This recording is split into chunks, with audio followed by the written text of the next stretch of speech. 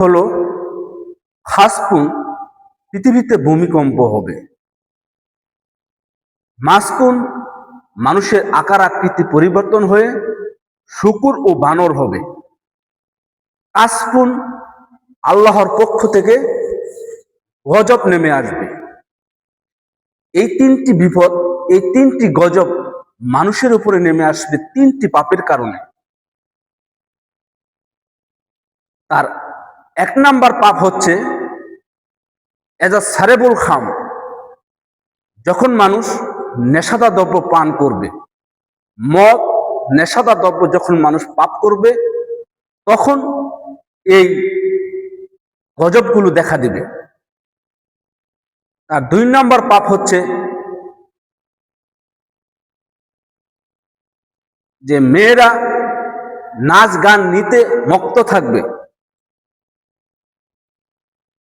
3 number পাপ হচ্ছে জারাবালবিল মাজিব, যখন পুরুষ ডুবি তবলা বাদ্যযন্ত্র নিয়ে ব্যস্ত থাকবে।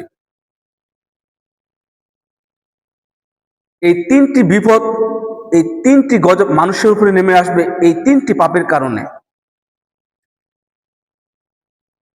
এখন বর্তমানে সারা পৃথিবীতে প্রায় মানুষ নেশার মধ্যে আসক্ত।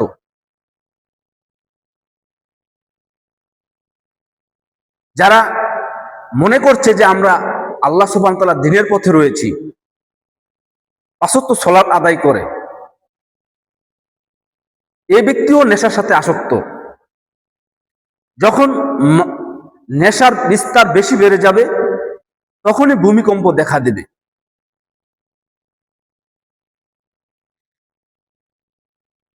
আল্লাহ সুবহানাহু ওয়া তাআলা বলছেন, ইন্নামাল খামরু, নিশ্চয় মদ, নেশাদার দ্রব্য, রিজসুন মিন আমালি শয়তান, এটা হলো শয়তানের খাদ্য, এরা হলো শয়তান। যারা নেশাদার দ্রব্যের সাথে জড়িত, যারা বিক্রি করে, যারা খায়, এদেরকে আল্লাহ সুবহানাহু ওয়া তাআলা শয়তান বলেছেন।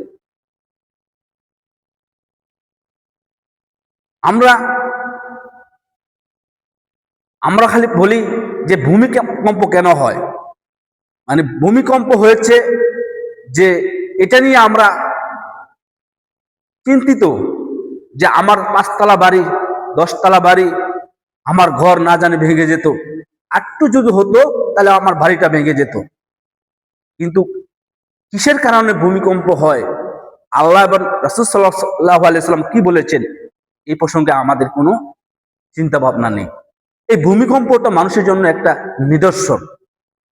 আমরা তো মনে করি যে আল্লাহ সুবহানাহু ওয়া তাআলা, তিনি যে আমাদের মাথার উপরে রয়েছেন, তিনি যে সবকিছু দেখছেন, তিনি যে সবকিছু নিয়ন্ত্রণ করছেন,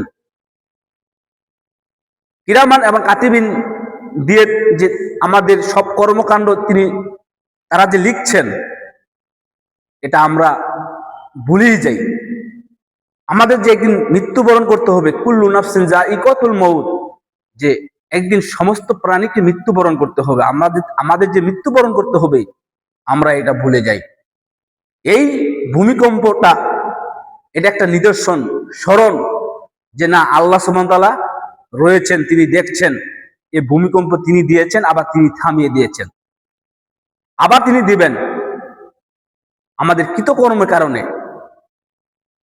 এটা একটা ঈমানদারদের জন্য, তাদের ঈমান আরো বেশি বাড়বে। আর যারা পাপিষ্ট, তারা যদি বুঝার চেষ্টা না করে, তারা যদি চিন্তা ভাবনা না করে যে আমি পাপী, আমি সতর্ক হয়ে যাই,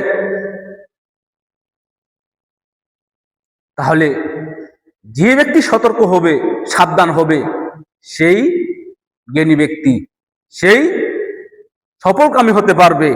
নিজেকে যে যদি পরিবর্তন করতে পারে, আল্লাহ সুবহানাহু ওয়া তাআলার পথে যদি সে চলার চেষ্টা করে, তাহলে অবশ্যই আল্লাহ সুবহানাহু ওয়া তাআলা তাকে সেই চলার তৌফিক দিবেন।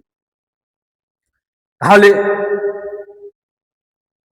নামাজি লোক, বেনামাজি লোক, সকলেই নেশার সাথে জড়িত।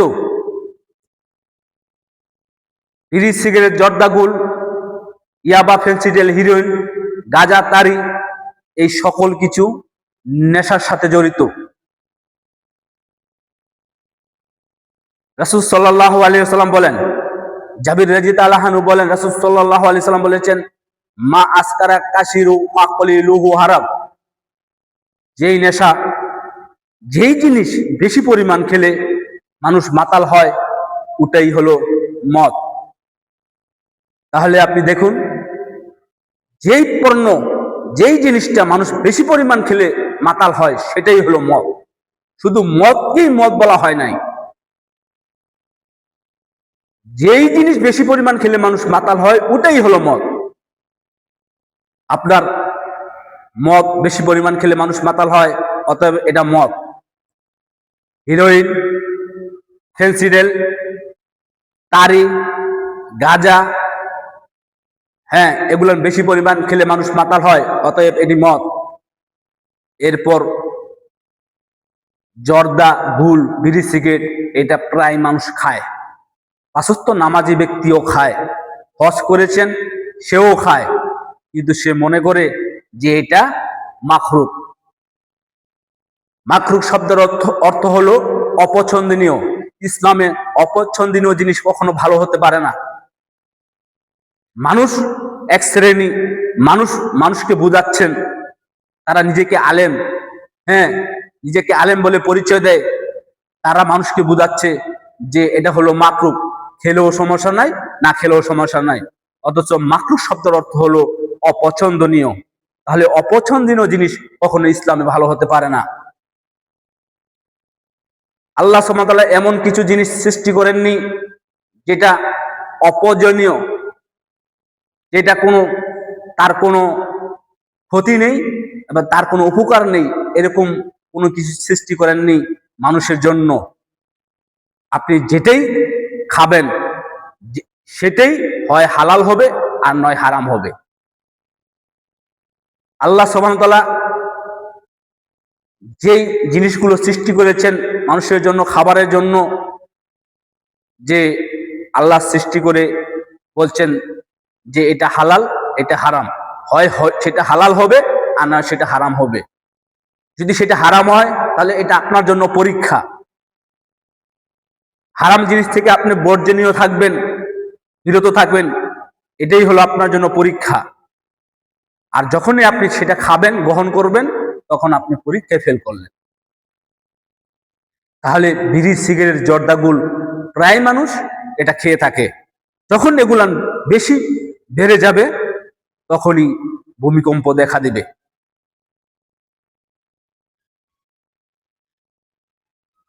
এরপর দেখুন, মেয়েরা বাদ্যযন্ত্র এবং নাচ গান নিয়ে ব্যস্ত। যারা বিবাহিত হয়েছে, মহিলা যারা রয়েছেন, তারা ইন্ডিয়ার চ্যানেল নিয়ে, জি বাংলা এবং ইন্ডিয়ার যে নাটক সিনেমা রয়েছে, এগুলা নিয়ে তারা ঘরে ব্যস্ত। যখন তারা অবসর থাকে তখন এই সিনেমা নিয়ে ব্যস্ত থাকে। এবং যারা অল্প বয়সী মেয়ে রয়েছে, বিবাহ হয়নি, হ্যাঁ, এরকম মেয়েরা টিকটক নিয়ে ব্যস্ত। তারা বাদ্যযন্ত্র নিয়ে ব্যস্ত। এবং আরো কিছু নারী রয়েছেন যারা কলেজ ভার্সিটিতে লেখাপড়া করে, প্রায় মেয়েরা, ছেলেরা, তারা বাদ্যযন্ত্র নিয়ে ব্যস্ত। যখন তারা অবসর থাকে তখন তারা গিটার নিয়ে, তবলা নিয়ে, হ্যাঁ, গানের চর্চা করে বাদ্যযন্ত্র দিয়ে। রাসূল সাল্লাল্লাহু আলাইহি সাল্লাম বলছেন, 3 নম্বর পাপ হচ্ছে যে যারা বিল মাজিব, যখন পুরুষেরা ডুবি তবলা নিয়ে ব্যস্ত থাকবে। আমাদের এই বাংলাদেশে এক শ্রেণী বাউল রয়েছে যারা এই ডুবি তবলা বাদ্যযন্ত্র দিয়ে কোরআন হাদিসের কথা বলে। এটা যে কত নিকৃষ্ট কাজ, এটা যে কত নিকৃষ্ট কাজ। ডুবি তবলা দিয়ে কোরআন হাদিসের কথা বলে, এটাই হলো ভূমিকম্প। পৃথিবীতে, আমাদের এই দেশে বাংলাদেশে আমরা দাবি করি যে এই বাংলাদেশে 95% মানুষ মুসলিম, আমরা দাবি করি। আর এই দেশে কোরআন হাদিসের কথা বলে, ডুবি তবলা দিয়ে কোরআন হাদিসের কথা বলে। কত বড় সাহস তাদের! আমরাই তাদেরকে সাহস দিয়েছি। প্রত্যেকটা এলাকায়, প্রত্যেকটা মহল্লায়, প্রত্যেকটা গ্রামে যেখানে তারা ডুবিপথ তবলা দিয়ে এই বাদ্যযন্ত্র বাজাবে, এই কোরআন হাদিসের কথা বলবে, গানের আসর করবে, সেখানে তাদেরকে উচ্ছেদ করার জন্য সকল ওই ওই জায়গার মুসলিমদের একতা হয়ে তাদেরকে উচ্ছেদ করতে হবে। আজকে তাদের জন্যই এই ভূমিকম্প। আমরা যদি তাদেরকে বাধা না দেই তাহলে আমরাও অপরাধী। তাদেরকে যদি আমরা বাধা না দিই তাহলে আমরাও অপরাধী। রাসূল সাল্লাল্লাহু আলাইহি সাল্লাম বলেন, লায়ুত বাইনা কওমুন আলা তোয়াবিন ওয়া শারাবিন ওয়া লাহাবিন, যে আমার এক শ্রেণীর উম্মত তারা রাত অতিবাহিত করবে মদ নিয়ে, নেশা নিয়ে, নারী নিয়ে, বাদ্যযন্ত্র নিয়ে, খেলতামাশা নিয়ে তারা রাত অতিবাহিত করবে। অতিবাহিত করতে করতে করতে করতে তাদের রাত হবে, তখন তাদের আকার আকৃতি পরিবর্তন হয়ে যাবে। তখন তাদের আকার আকৃতি পরিবর্তন হয়ে যাবে। ইকুনো কিরদা খানাজির, তারা শুকুর এবং বানরে পরিণত হবে। আমার এক শ্রেণীর উম্মত তারা রাত অতিবাহিত করবে মদ নিয়ে, নারী নিয়ে, বাদ্যযন্ত্র নিয়ে, খেলতামাশা নিয়ে। রাত অতিবাহিত করতে করতে তাদের আকার আকৃতি পরিবর্তন হয়ে যাবে। ইকুনো কিরদা খানাজির, তারা শুকুর এবং বানরের আকৃতি হবে। তাহলে কিয়ামতের পূর্বে এক শ্রেণী মানুষ এই শুকুর এবং বানরের আকৃতি হবে। রাসূল সাল্লাল্লাহু আলাইহি সাল্লাম বলেন যে অতুবন সীমা লঙ্ঘন করে, জাপরিয়াতান জোর করে, ফাসাদান ফিলার্জে, সমাজে বিপর্যয় সৃষ্টি করে, মারামারি করে, কাটাকাটি করে, রাহাজানি করে, ছিনতাই করে, জমিনে বিপর্যয় সৃষ্টি করে, যে কোনো মূল্যে মানুষ নেতা হতে চাইবে। মানুষ নেতা হতে চাইবে। এইভাবে যারা নেতৃত্ব গ্রহণ করবে, এমপি হবে, মন্ত্রী হবে, আল্লাহর নবী এদেরকে বলছেন যে এরা আজ সারেবল খাম, মদকে তারা বৈধতা দেবে। ওয়াল ফুরুজা, লজ্জা স্থান জেনাকে এরা বৈধতা দেবে। আপনি দেখেন 1971 সাল থেকে ধরে নিয়ে এই যাবৎ যারা রাষ্ট্র পরিচালনা করেছেন, যারা এমপি মন্ত্রী হয়েছিল, যারা দেশের প্রেসিডেন্ট হয়েছিল, তারা এই নেশাকে তারা লাইসেন্স দিয়েছেন। বিড়ি সিগারেট জর্দাগুলির লাইসেন্স দিয়েছেন, মতের লাইসেন্স দিয়েছেন। হ্যাঁ, আমাদের এই দেশে মতের বারের অভাব নেই। তারা জেনাকে বৈধতা দিয়েছেন। আমাদের ঢাকা শহরে অলিতে গলিতে জেনার পতিতালয় আর জেনার পতিতালয়। বাংলাদেশের বিভিন্ন যত পার্ক রয়েছে, প্রায় পার্কের মধ্যেই জেনা ওপেনে জেনা চলছে। আমরা মুসলিম, আমাদেরকে এই অন্যায় প্রতিবাদ করতে হবে জোরালো ভাবে। রাসূল সাল্লাল্লাহু আলাইহি সাল্লাম বলেছেন, আবু সাঈদ খুদরি রাদিয়াল্লাহু আনহু বলেন, রাসূল সাল্লাল্লাহু আলাইহি সাল্লাম বলেছেন, মান রা মুনকার ফালইয়ুগাইরুহু বিয়াদিহি, যে কোনো অন্যায় কাজ দেখতে পাও তা প্রতিরোধ করো হাত দিয়ে। যে কোনো অন্যায় দেখতে পাও তা প্রতিরোধ করো হাত দিয়ে। ফাইলাম ইয়াস্তাক ফাবিলিসানি, যদি তা সম্ভব না হয়, যদি তা সম্ভব না হয়, হাত দিয়ে যদি সম্ভব না হয়, তাহলে মুখের মাধ্যমে সেটা বাধা প্রয়োগ করো। ফাইলাম ইয়াস্তাক ফাবিকলবিহি, যদি তাও সম্ভব না হয়, তাহলে অন্তর দিয়ে ঘৃণা করো। জালিকা আতআফুল ঈমান, আর এটাই হলো সর্ব দুর্বল ঈমানের পরিচয়। তাহলে আল্লাহ রাসূল অন্যায়কে হাত দিয়ে বাধা প্রয়োগ করতে বলেছেন। অন্যায়কে হাত দিয়ে বাধা প্রয়োগ করতে হবে। তাহলে মুসলিমদেরকে দলবদ্ধ হয়ে থাকতে হবে। এরপর দলবদ্ধ হয়ে এরপর অন্যায় কাজে প্রতিবাদ করতে হবে। যদি আমরা প্রতিবাদ না করি অন্যায়ের প্রতি, অন্যায়ের বিরুদ্ধে, তাহলে পৃথিবীতে ভূমিকম্প হবে। আর ওই ভূমিকম্পে ভালো এবং খারাপ সকলেই ধ্বংস হবে। যে ভালো মানুষ অন্যায়ের প্রতিবাদ করে না, সে ভালো মানুষ নয়। দেখুন দাউদ আলাইহিস সালাম, তিনি আল্লাহ তাকে এত সুন্দর সুর দিয়েছিলেন যে তিনি যখন তেলাওয়াত করতেন, সাগর থেকে মাছ এসে তার তেলাওয়াত শুনতো। তিনি যে মসজিদে তেলাওয়াত করতেন ওই মসজিদের পাশে একটা খাল ছিল, সাগরের সাথে কালেকশন ছিল। তো তিনি শনিবারে তেলাওয়াত করতেন, আর শনিবার সেই খাল দিয়ে মসজিদের পাশে খাল ছিল, ওখানে তারা তেলাওয়াত শুনত। তো এই দাউদ আলাইহিস সালাম তিনি বললেন তার কওমের লোকদের যে তোমরা শনিবারের দিন মাছ ধরো না, শনিবারের দিন তোমরা মাছ ধরবে না। তো এক শ্রেণীর মানুষ তারা কি করলো, শনিবারে মাছ যখন ঢুকেছে তেলাওয়াত শোনার জন্য, তখন তারা খালের মুখ বন্ধ করে দেয়। মাছ বের হতে পারেনি। তারা কিন্তু এই দাউদ আলাইহিস সালামের তেলাওয়াত শোনার জন্য এসেছিল। এই মাছগুলো তেলাওয়াত শোনার জন্য এসেছিল সাগর থেকে খালের ভিতরে। তখন তারা বুদ্ধি করে মাছগুলো আটকে দিয়ে এই মাছটি তারা রবিবারের দিন ধরে। যেদিন রবিবারের দিন মাছ তারা ধরে, যারা ধরেছে এবং আশেপাশে যারা ছিল, যারা দেখেছে, তারা প্রতিবাদ করেনি। তারা বলেনি, এই দাউদ আলাইহিস সালাম আমাদের নবী বলেছেন যে এই মাছ ধরতে নিষেধ করেছেন, তোমরা মাছ ধরো না। তারা এই প্রতিবাদ করেনি, তারা চুপচাপ দেখেছে। আর এক শ্রেণীর লোক তারা মাছ ধরেছে। দাউদ আলাইহিস সালামের কাছে খবর দিল যে আপনার কওমের কিছু লোক মাছ ধরেছে,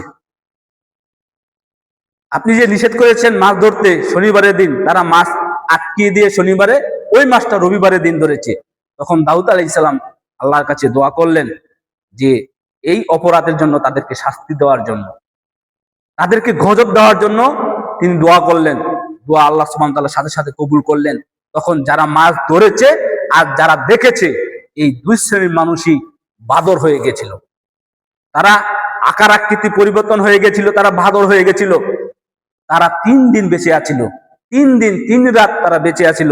এরপরে তারা মারা যায়। এই 3 দিন শুধু তাদের চোখের পানি পড়েছে, শুধু চোখের পানি তারা ফেলেছে। 3 দিন পর তারা মারা যায়। তাহলে যারা মাছ ধরেছে তারা বাদর হয়েছে, আর যারা দেখেছে তারা প্রতিবাদ করেনি, তারা বাদর হয়েছে। তাহলে অন্যায়কে সহ্য করা এটাও অন্যায়, অন্যায়কে সহ্য করা এটাও অন্যায়। প্রতিবাদ করতে হবে সকলকে, সম্ভব হলে হাত দিয়ে, সম্ভব না হলে মুখ দিয়ে, তাও সম্ভব যদি না হয় তাহলে অন্তর দিয়ে ঘৃণা করতে হবে। পাপকে, অন্যায়কে এটা ঘৃণা করতেই হবে।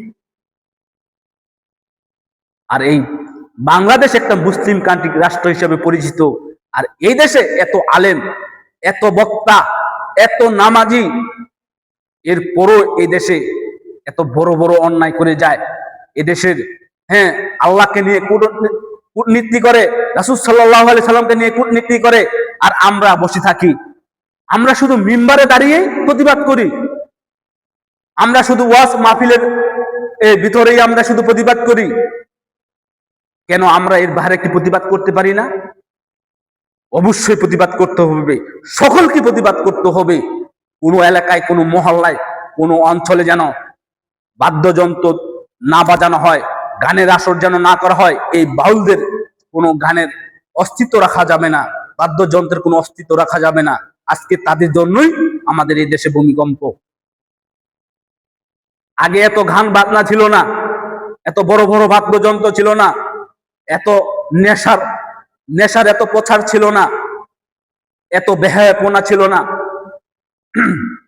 আপনি 5 ওয়াক্ত সালাত আদায় করেন, হজ করেছেন, অথচ আপনার মেয়ে বেপর্দা হয়ে চলাফেরা করে, আপনার স্ত্রী বেপর্দা হয়ে চলাফেরা করে। আজকে এই বেপর্দা, বেহায়াপনার কারণে, আজকে নেশার আসক্তের কারণে, এই জেনার প্রতিক্রিয়ার কারণে, এই বড় বড় বাদ্যযন্ত্রের কারণে আজকে এই পৃথিবীতে ভূমিকম্প। আমরা মুসলিমরা বুঝেও বুঝি না, আমরা শুনেও শুনি না। আমরা এমন হয়ে গেছি যে নারী থেকে অদম হয়ে গেছি, যে আমরা প্রতিবাদ কি জিনিস এটা আমরা বুঝি না। প্রতিবাদ কি জিনিস এটা আমরা বুঝি না। আমরা শুধু নিজেই নিজে জান্নাতে যেতে চাই, কখনো সম্ভব নয়।